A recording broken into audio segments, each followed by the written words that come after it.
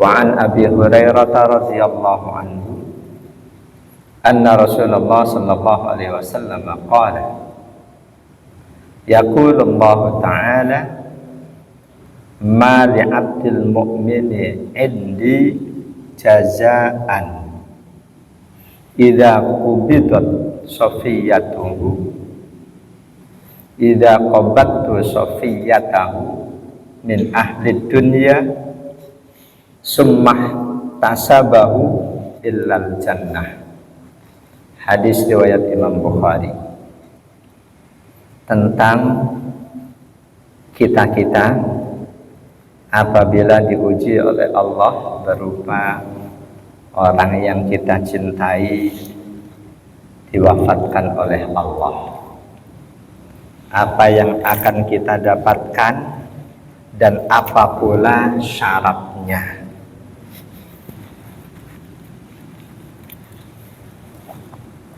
Hadis seperti ini oleh para ulama dinamakan hadis qudsi. Alasannya di anna Rasulullah sallallahu alaihi wasallam rawahu anillah. Karena Rasul meriwayatkannya dari Allah.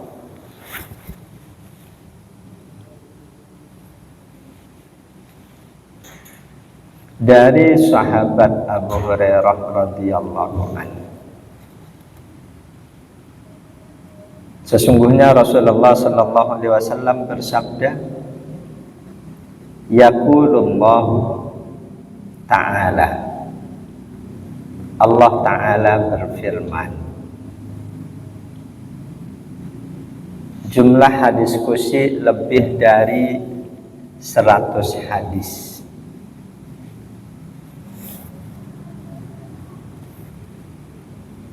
Jumlah hadis qudsi lebih dari 100 hadis.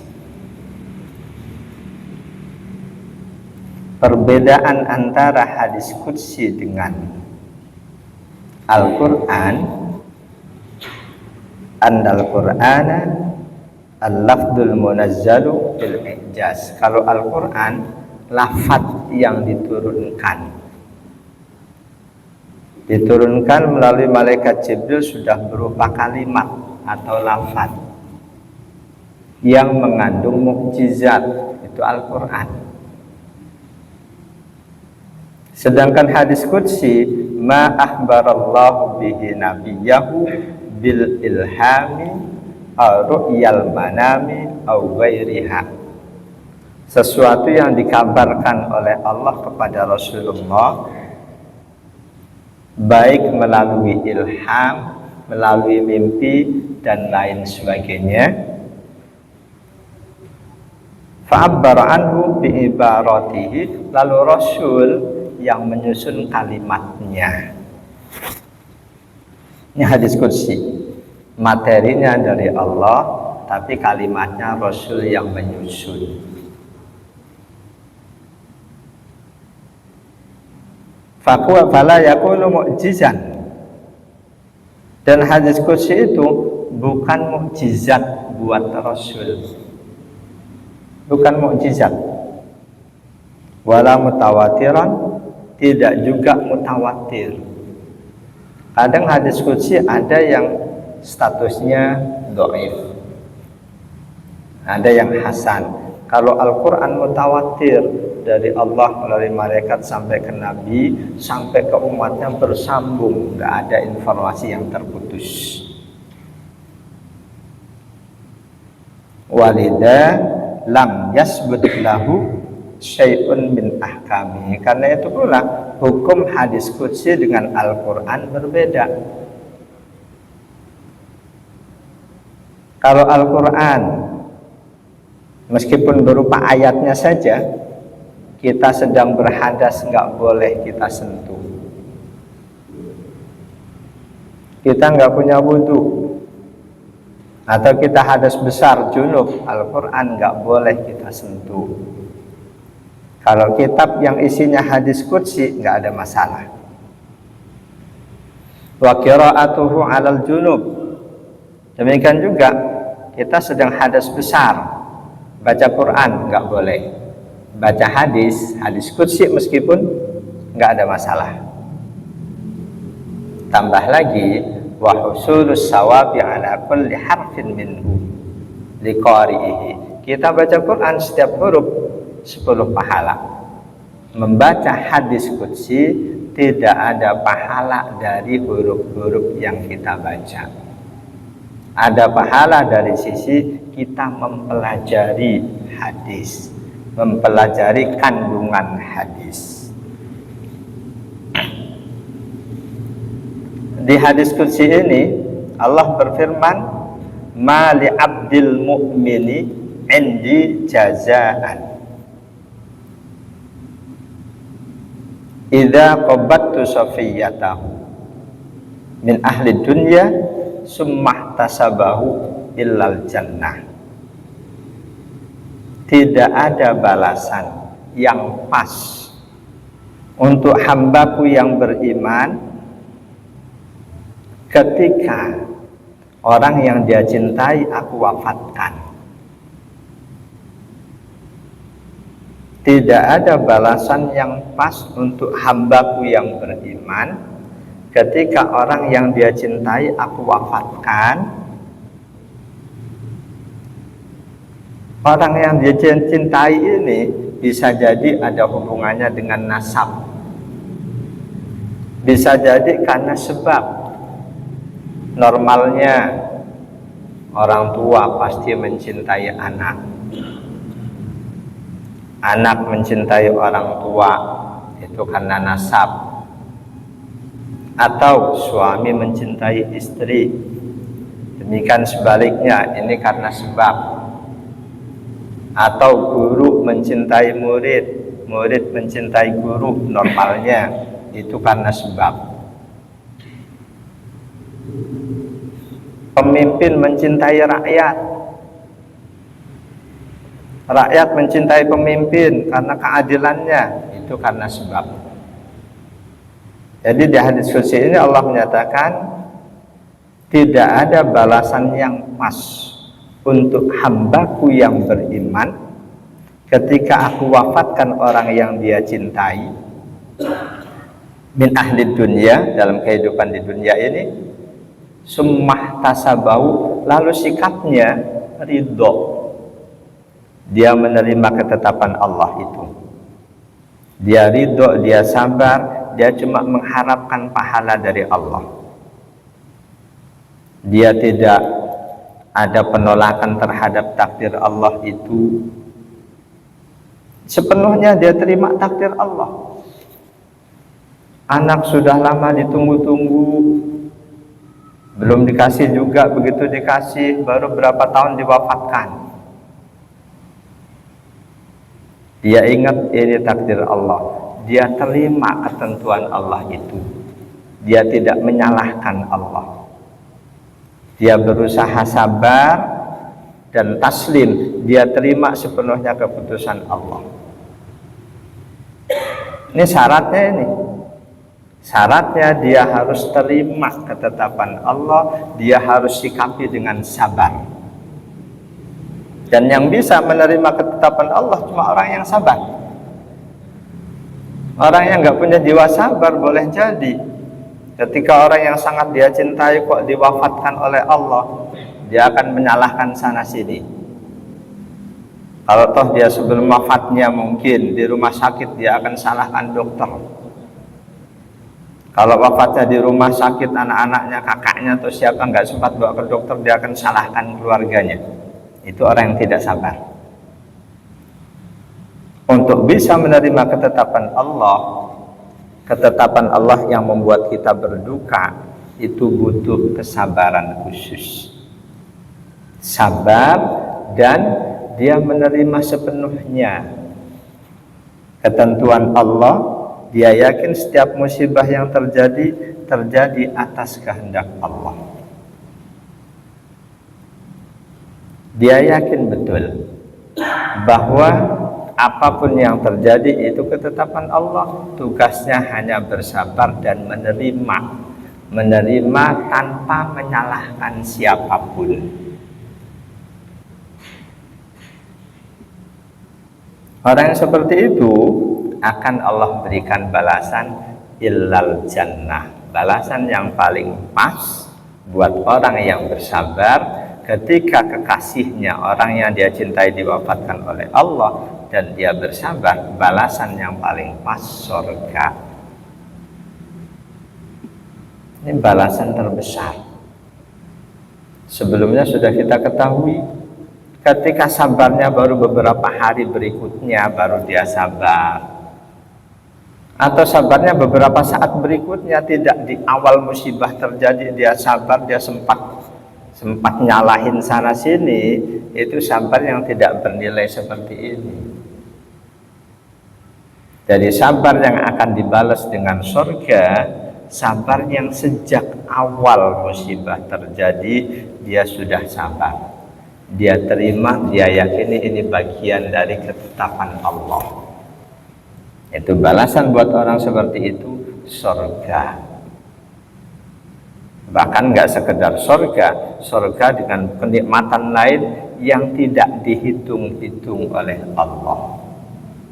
Di surah Az-Zumar ayat 10, Qul ya ibadilladzina amanu taqu rabbakum lilladzina ahsanu fi hadhihi dunya hasanah wa ardullahi wasi'ah innama yuwaffas sabiruna ajrahum bighairi hisab. Sampaikan wahai Rasul, ya ibadi, wahai hamba-hamba Allah, alladzina amanu, yang beriman, ittaqu rabbakum, kalian semua bertakwalah kepada Tuhan kalian. Lilladzina ahsanu fi hadhihi dunya, bagi setiap orang yang selalu berbuat baik dalam kehidupan dunia ini, hasanatun, Allah sediakan kebaikan. Wa ardullahi wasi'ah, bumi Allah luas.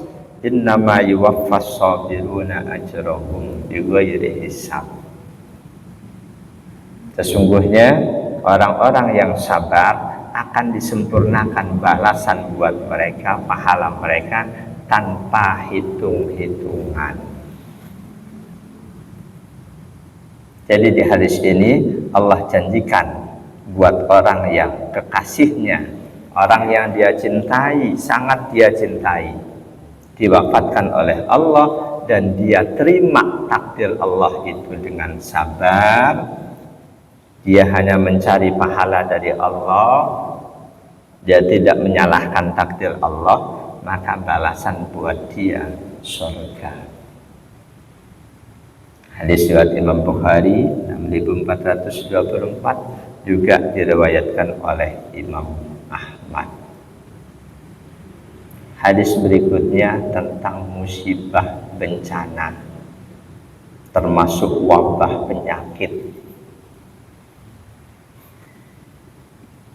An Aisyah radhiyallahu anha annaha sa'alat Rasulullah sallallahu alaihi wasallam 'anil ta'un fa akhbaraha annahu kana 'adaban yab'asuhu Allah ta'ala 'ala man yasha faja'alahu Allah ta'ala rahmatan lil mu'minin. Falaysa min 'abdin yaqa'u fit ta'uni fayamkusu fi baladihi sabiran muhtasiban ya'lamu annahu la yusibuhu illa ma kataballahu lahu illa kana lahu misla ajri syahid. Dari Aisyah radhiyallahu anhumah, annaha sa'alat Rasulullah sallallahu alaihi wasallam 'anil ta'un. Pernah istri Nabi ini bertanya kepada Nabi tentang ta'un. Ta'un, kata Imam Ibnu Hajar, ta'un itu akhassu minal wabah, lebih spesial dibanding wabah, bencana atau bencana khusus, bencana tertentu. Kata Ibnu Hajar, li'annahu wakharrul jin, karena ta'un ini wabah yang sumbernya dari jin, kata Ibnu Hajar. Wal wabak, sedangkan wabak, bencana, al maradul am, penyakit yang sifatnya umum, penyakit menular, itu wabak. Kalau ta'un, penyakit yang sumbernya dari jin, kata Ibnu Hajar.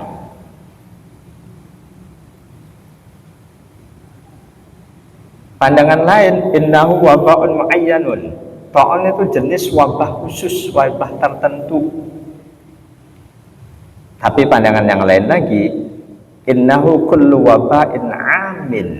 Setiap wabah, apapun umum sifatnya, yahillu bil ardi, yang terjadi di muka bumi, fayasibu ahlaha, yang menimpa penduduknya, wa yamutun nasu minhu mislul kolera. Ini penjelasan Syekh Ibnu Utsaimin. Semua wabah penyakit yang menimpa banyak penduduk seperti dulu kolera itu termasuk ta'un. Kalau ikuti penjelasan terakhir ini, maka andaikan betul COVID termasuk bagian dari ta'un, andaikan betul bukan jenis wabah penyakit yang dibuat-buat. Siti Aisyah nanya kepada Rasul tentang ta'un, wabah penyakit yang menimpa umat manusia, yang dari situ banyak manusia meninggal. Ba'ah baroha, maka Rasul menjelaskan kepada Siti Aisyah, annahu kana adzaban, bahwa wabah penyakit itu adalah merupakan azab. Yab'asuhullahu ta'ala ala may yasha, yang Allah kirimkan untuk siapapun manusia yang Allah kehendaki.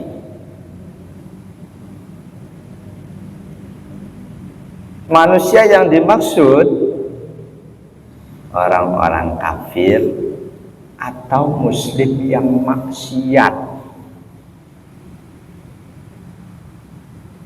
Maksiat mengerjakan dosa besar atau dosa kecil tapi terus menerus nggak mau taubat, kena wabah penyakit, mati, termasuk itu azab dari Allah. Faja'alahu Allah ta'ala rahmatan lil mu'minin, dan wabah penyakit itu Allah jadikan sebagai wujud rahmat kasih sayang Allah buat mukmin.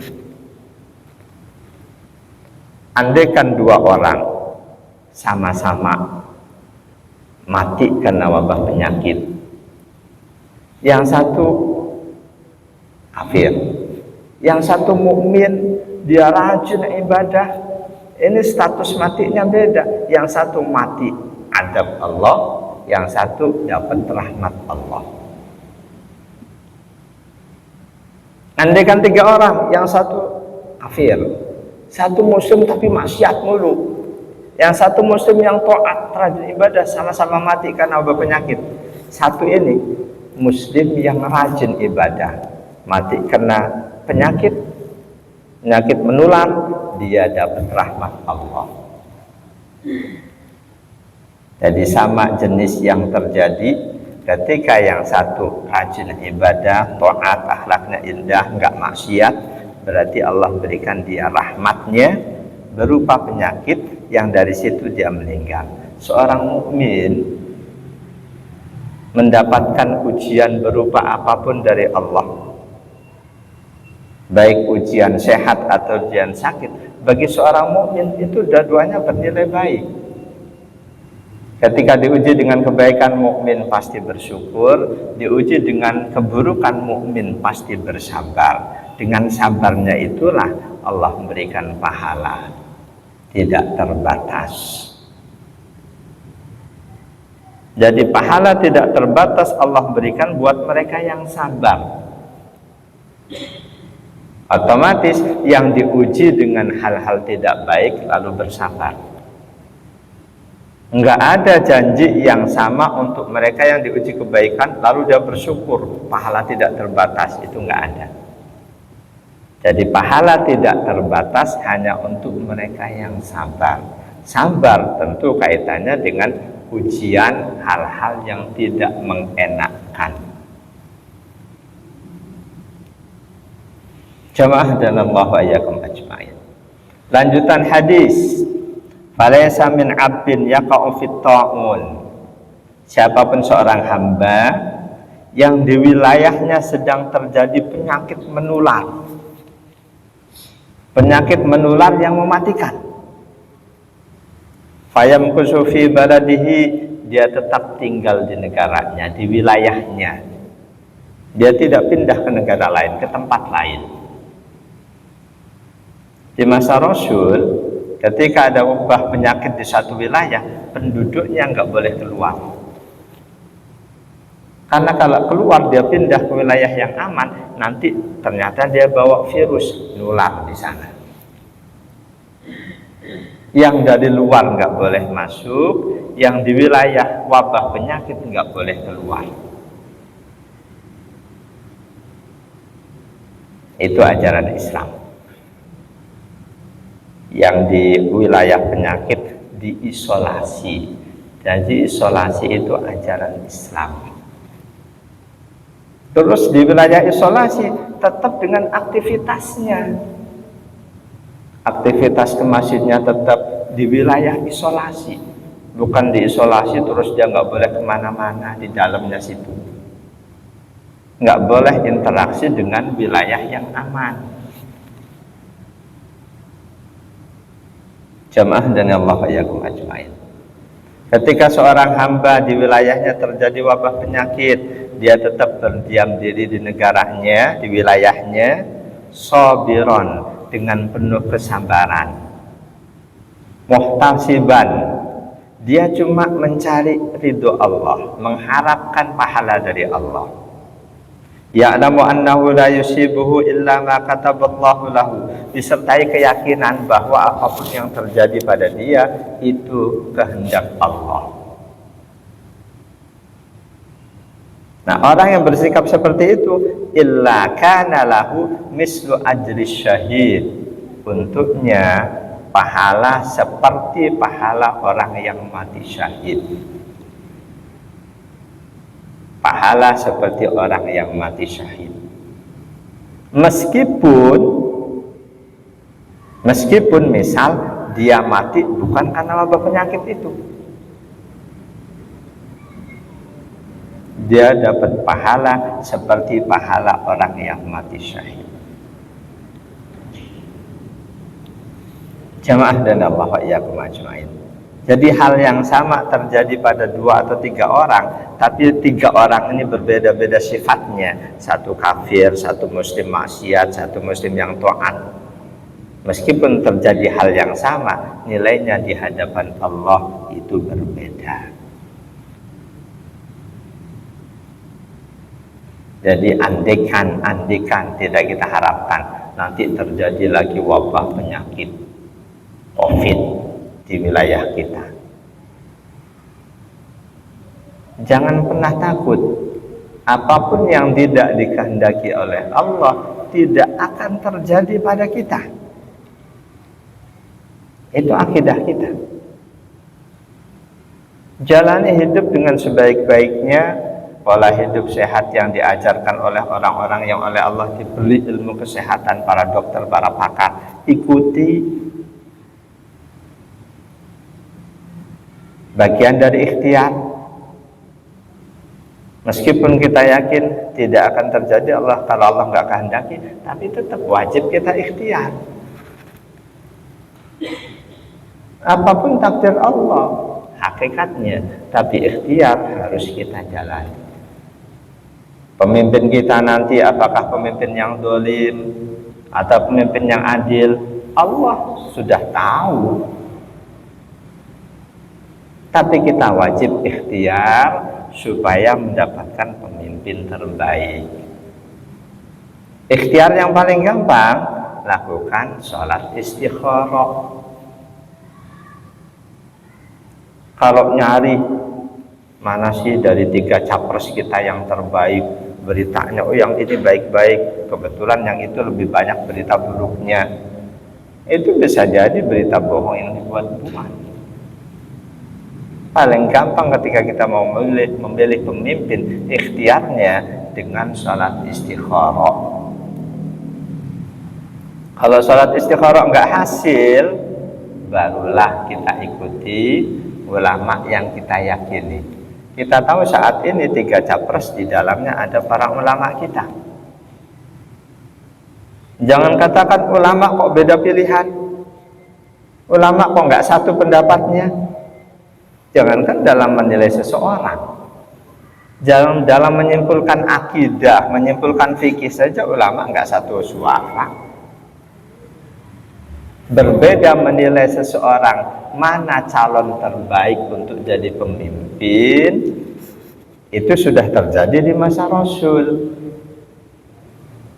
Sahabat Abu Bakar As-Siddiq dan sahabat Umar bin Khattab pernah crash, beberapa kali crash. Satu di antaranya ketika menilai siapa yang paling pantas jadi pemimpin untuk penduduk Bani Tamim. Hadisnya sahih. An Ibnu Abi Mulaikah radhiyallahu anhu qala,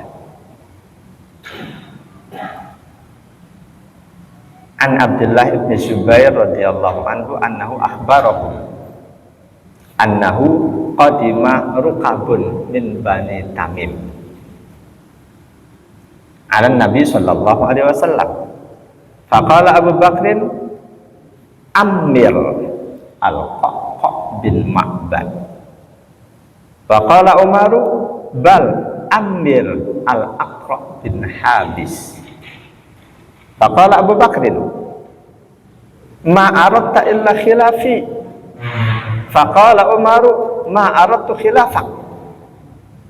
Fatama raya hatta rtafa'at aswatuhuma.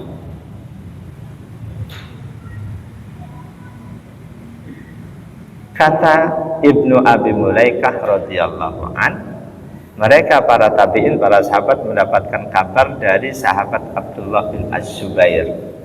Suatu hari datang rombongan penduduk Bani Tamim menghadap Rasul. Rupanya sahabat Abu Bakar, sahabat Umar tahu penduduk Bani Tamim belum memiliki pemimpin.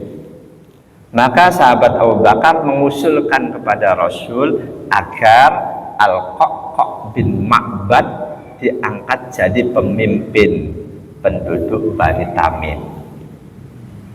Usulan Abu Bakar ditolak oleh Umar bin Khattab. Kata Umar, jangan Rasul, yang lebih baik Al-Aqra bin Habis. Karena ditolak oleh Umar, Abu Bakar berkata, Umar, kamu selalu pengen beda dari aku. Umar membantah, enggak, aku enggak maksud beda darimu. Mereka berdebat sampai suara mereka meninggi, teriak-teriak, padahal di situ ada Rasul. Sampai mereka tidak beradab di hadapan Rasul. Abu Bakar menilai ini calon pemimpin terbaik, Umar menilai yang ini yang terbaik. Oleh Rasul, perdebatan dua mertua beliau ini tidak ditegur.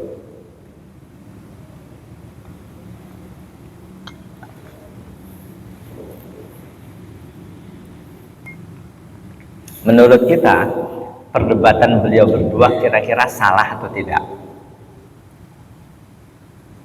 Mereka berdebat, padahal ada Rasulullah. Rasul tidak menegur, tapi yang menegur langsung Allah. Bahwa saat itu Abu Bakar, Umar salah, tidak beradab di hadapan Rasul, itu sudah salah. Langsung Allah yang menegur, dan subhanallah, ketika teguran Allah ini terjadi, selanjutnya sepanjang hayat dua sahabat utama ini tidak pernah lagi mengeluarkan suara teriak di hadapan Rasul. Teguran Allah ada di surah Al-Hujurat. ayat 1, 2, bahkan sampai 5. Ya ayyuhalladzina amanu la tuqaddimu baina yadayillahi wa rasulih wattaqullaha innallaha sami'un alim. Ya ayyuhalladzina amanu la tarfa'u aswatakum fawqa sawtin nabiyyi ولا تجهروا له بالقول كجهر بعضكم لبعض أن تحبط أعمالكم وأنتم لا تشعرون إن الذين يغضون أصواتهم عند رسول الله أولئك الذين امتحن الله قلوبهم للتقوى لهم مغفرة وأجر عظيم إن الذين ينادونك من وراء الحجرات أكثرهم لا يعلمون ولو أنهم صبروا حتى تخرج إليهم لكان خيرا لهم والله غفور رحيم.